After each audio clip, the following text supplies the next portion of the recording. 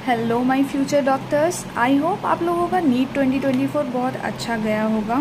बच्चों, पेपर की अगर मैं बात करूँ तो बायो का पोर्शन वो सो इजी, ठीक है। केमिस्ट्री मॉडरेट थी और मैं फ़िज़िक्स को बोलूँगी कि टफ़ था, बिकॉज़ मैंने जितना स्टूडेंट से फीडबैक लिया है और मैंने जो पेपर देखा है उसके अकॉर्डिंग मेरा तो यही ओपिनियन है कि हाँ, paper was easy to moderate. लेकिन जो फिज़िक्स का पोर्शन देखा जाए तो वो टफ़ था, क्योंकि आधे से ज़्यादा बच्चों का मैंने सुना है कि वो पेपर फ़िज़िक्स का पोर्शन पूरा कंप्लीट ही नहीं कर पाए, उनका छूट गया है या नेगेटिव मार्किंग ज़्यादा हुआ है। सो आज मैं आप लोगों से थोड़ा बहुत बायो से डिस्कस करूँगी, बायो के क्वेश्चंस डिस्कस करूँगी, बट पूरा पोर्शन नहीं, बिकॉज़ मैंने इतना ज़्यादा वीडियोस अपलोड नहीं कर पाया था। ऑल्दो जितना वीडियो अपलोड किया था वहाँ से क्वेश्चन आया है, बट फ्रॉग वाला जो पोर्शन था, फ्रॉग से एक भी क्वेश्चन नहीं है, कॉकरोच से है। Now let's discuss the question. देखो, सबसे पहला क्वेश्चन ये देखो, ये शॉर्ट्स वीडियो अगर आपने देखे होंगे तो आपको ये मिल जाएगा। ये क्वेश्चन आप इजीली अटेम्प्ट कर सकते हो। और देखो यहाँ पे एक असर्शन रीज़न है, देखो कितना इजी दिया हुआ है कि BT toxin are insect group specific and coded by gene क्राइवनेसी। हाँ, करेक्ट बात है। लेकिन यहाँ दूसरा स्टेटमेंट आप देखोगे तो यहाँ acidic pH of insect gut आता है, और मैंने आपको बोला था कि एसिडिक पीएच जैसे लिखा हो तो आपको समझ जाना है कि ये गलत लिखा है। क्या होता है? एल्कलाइन पीएच ऑफ गट होता है ना। और देखो मैंने इधर पे लिखा हुआ भी, बहुत बार क्वेश्चन पूछा गया, ये पैराग्राफ तो बहुत ही इंपॉर्टेंट है, यहाँ से आता ही है क्वेश्चन। तो ये alkaline pH of the gut होता है, ना कि एसिडिक होता है। तो स्टेटमेंट 2 जो है वो फॉल्स हो जाएगा, तो करेक्ट आंसर 3 हो जाएगा। स्टेटमेंट 1 जो है वो ट्रू है एंड स्टेटमेंट 2 इज फॉल्स। अब मैं आपसे वही क्वेश्चन डिस्कस करूंगी जो मैंने आपको पढ़ाया था, जहाँ से क्वेश्चन आया था। सिर्फ फ्रॉक से क्वेश्चन नहीं है, बाकी आप मेरे प्रीवियस वीडियोस देख लो, वहाँ से क्वेश्चन सब आए हुए हैं। देखो, अब मैंने यहाँ से केल्विन साइकिल आप लोगों को बताया था। केल्विन साइकिल में क्या बोल रहा है कि how many molecule of ATP and NADPH are required for every molecule of CO2 fixed in the Calvin cycle. अभी वो एक मॉलिक्यूल के लिए पूछ रहा है, तो मैंने आपको बताया था कि 3 मॉलिक्यूल ATP के होते हैं यूज और 2 मॉलिक्यूल NADPH के लिए होते हैं। अगर वो टोटल पूछता तो आप मल्टीप्लाई कर दोगे किससे? 6 से, तो 18 ATP हो जाते और 12 NADPH हो जाते। तो करेक्ट आंसर आपका 3 ATP एंड 2 NADPH हो जाता है। ये भी वीडियो अगर आपने देखा होगा तो यहाँ आपको +4 मिल गया होगा। अच्छा, लास्ट वीडियो जो मैंने अपलोड किया था इस चैनल पे वो था ECG के ऊपर, और बेटा ECG से 2 क्वेश्चन आए हुए हैं। एक तो आपका कंडक्शन से पूछा है, और ये देखिए, following are the stages pathway for conduction of an action potential. अब देखो ये इतना इजी क्वेश्चन है। अब बच्चे क्या बोल रहे हैं, AV बंडल आ रहे हैं, तो हमको तो पता नहीं है। कोई बात नहीं, आपको कैसे चेक करना है? आपको पता है कि पेस मेकर कौन है, पेस मेकर कौन है हार्ट का? SA नोड है, तो यानी कि SA नोड सबसे पहले आएगा। आपको ऑप्शन में E कहाँ पर पहले दिख रहा है? फर्स्ट में दिख रहा था और फोर्थ में दिख रहा था। आपको पता है लास्ट में क्या होता है? आपको इतना तो मैंने बताया था वीडियो में कि SA नोड के बाद AV node, then bundle of His, and last में जाता है परकिंजे फाइबर। तो आपको ये पता चल गया कि E फर्स्ट पे आएगा, तो E तो 2 ऑप्शन में है, तो लास्ट में क्या आना चाहिए? परकिंजे फाइबर, यानी कि B आना चाहिए। और B आपको कहाँ दिख रहा है? फर्स्ट ऑप्शन में, यहाँ तो C दिख रहा है, तो ये गलत हो गया। तो यहाँ पे आपको ईजी बिल्कुल करेक्ट आंसर मिल जाएगा अगर आप थोड़ा सा अपना दिमाग लगाओगे। तो बीच में आपको ज़्यादा देखने की ज़रूरत नहीं। आपको पता है कि ऐसे के बाद AV जाएगा, देन बंडल ऑफ हिज जाएगा, देन परकिंजे फाइबर जाएगा। तो आप पहला और आखिरी देखोगे, आपको करेक्ट आंसर मिल जाएगा। और क्वेश्चंस देखते हैं। एक और क्वेश्चन ECG से आया हुआ है, 2 क्वेश्चन ECG से आए हैं। देखिए, ये मैंने वेव्स का भी बताया था आपको। देखिए, P वेव क्या रिप्रेजेंट करता है? ये कुछ इस तरीके से था। पहले P वेव था, देन QRS, देन ये T था, P Q R S and T।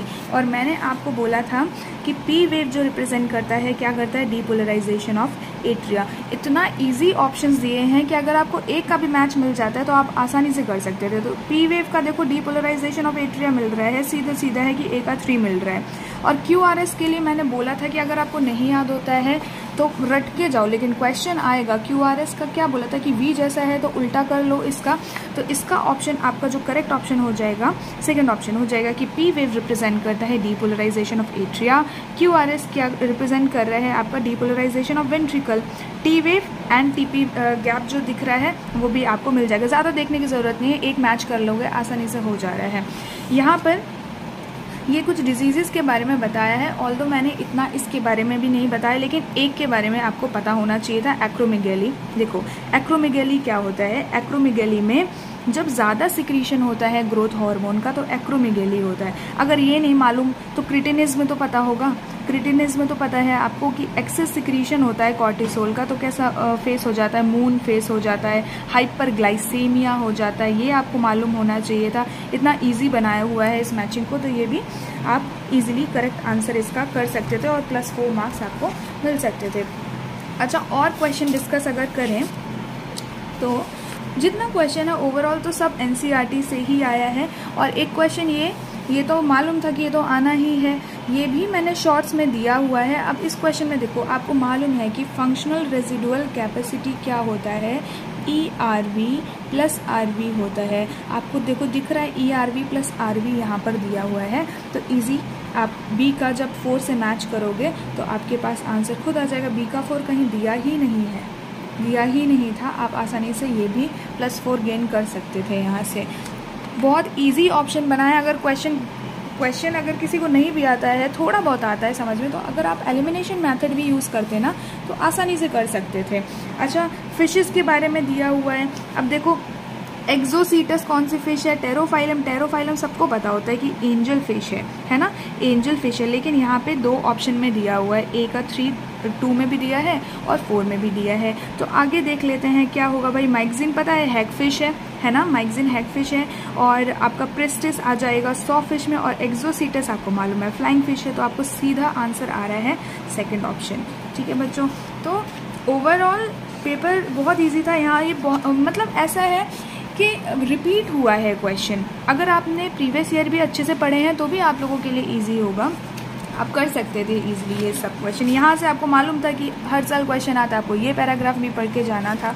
जो पढ़ के गए होंगे अच्छे से उनके लिए तो बेटा इजी होगा बायो, जिनको नहीं मालूम, जो नहीं पढ़ के गए हैं वो तो टफ ही बोलेंगे। अब देखिए यहाँ पर बोल रहा है which of the following is not a steroid hormone. Steroid hormone क्या होते हैं, सेक्स हार्मोन होते हैं। अब आप इधर पे देखो, यहाँ पे भी एलिमिनेशन मेथड लगा लो, आप ये देख लो कि सेक्स हार्मोन यहाँ पे कौन सा नहीं है। आप सबको पता है यार कि टेस्टोस्टेरॉन और प्रोजेस्टेरॉन, कॉर्टिसोल, ये तीनों ही क्या है आपके सेक्स हार्मोन है। बच्चा ग्लूकागॉन क्या है, ये क्या है, ये स्टेरॉइड हार्मोन तो नहीं है ना। ये इंसुलिन और ग्लूकागॉन का मैंने अलग से वीडियो जब बनाया था तो मैंने बताया था कि इंसुलिन क्या करता है, ब्लड में ग्लूकोज का लेवल कम करता है, और ग्लूकागॉन इसका एंटागोनिस्टिक होता है। ये क्या कर रहा है, ब्लड में ग्लूकोज का लेवल जो है इंक्रीज कर रहे हैं। ठीक है, बहुत इजी क्वेश्चंस हैं, बस थोड़ा सा जो है आपको थोड़ा ट्रिक लगानी थी। अगर आपने बहुत सारे मॉक टेस्ट लगाए होंगे तो आपने बहुत इजीली किए होंगे क्वेश्चन ये टाइम। ये 2 क्वेश्चन भी आपको शॉर्ट्स में मिल जाएंगे, अगर आप शॉर्ट्स भी देखते रहे होंगे थोड़ा थोड़ा तो आपको ये क्वेश्चन भी आसानी से मिल गए होंगे। देखो अब ये ड्रग से क्वेश्चन पूछा है कि मॉर्फिन क्या करता है भाई। जब किसी का सर्जरी या जब ऑपरेशन जब रहता है तो उस टाइम पे हम क्या देते हैं, जाकि ज़्यादा ब्लड ना ब्लीडिंग ना हो उसके लिए हम पहले ही मॉर्फिन दे देते हैं। तो मॉर्फिन का आपको मालूम है कि इफेक्टिव सिडेटिव इन सर्जरी रहता है, तो यहाँ पे C का 1 2 में दे रखा है। तो आप फिर क्या चेक करोगे, आप हेरोइन देख लो, कोकेन देख लो, ये तो इजी था ना। तो कोकेन का आपको मालूम है इराइथ्रोजाइलम होगा। देखो अगर यहाँ पे इराइथ्रोजाइलम कोका पूरा नाम दे देते ना तो आपको पता चल जाता कि हाँ कोकेन कोका, तो ये पक्का A का तो 3 ही होना है, बट इन्होंने सिर्फ इराइथ्रोजाइलम दिया है। जो पढ़ के गए हैं उनको पता होगा कि हाँ इराइथ्रोजाइलम कोका पूरा नाम है, तो A का तो 3 मैच हो गया। यहाँ पे आपको 4th ऑप्शन करेक्ट मिल जाएगा। जॉइंट्स पे भी शॉर्ट्स में वीडियो दिया हुआ है। लास्ट का जो वीक था, लास्ट वीक चल रहा था एग्जाम से पहले, तब मैंने जॉइंट्स पे भी एक वीडियो अपलोड किया था शॉर्ट्स में, अगर देखा होगा तो आप ये भी कर सकते थे। ठीक है, बाकी जो जिनका पेपर अच्छा नहीं हुआ है बेटा उनको कोई भी होपलेस होने की ज़रूरत नहीं है। फ़िलहाल तो अभी आप ये डिसाइड कर लो कि अभी आपको करना क्या है, रिज़ल्ट का वेट करो, ऑफिशियल जो आंसर की है उससे मैच कर लो, और अगर नहीं भी होता है तो इट्स ओके, आप दोबारा से एग्ज़ाम दे सकते हो। अगर आप सोच रहे हो कि अगर दूंगा या मैं एग्ज़ाम दूंगी इस बार तो मेरा पक्का क्लियर हो जाएगा, तो आप कर सकते हो, गो फॉर इट। इतना ईजी नहीं है और अपने ड्रीम्स पे गिव अप भी नहीं करना है। सो आई होप आपको थोड़ा बहुत इसमें समझ में आया होगा।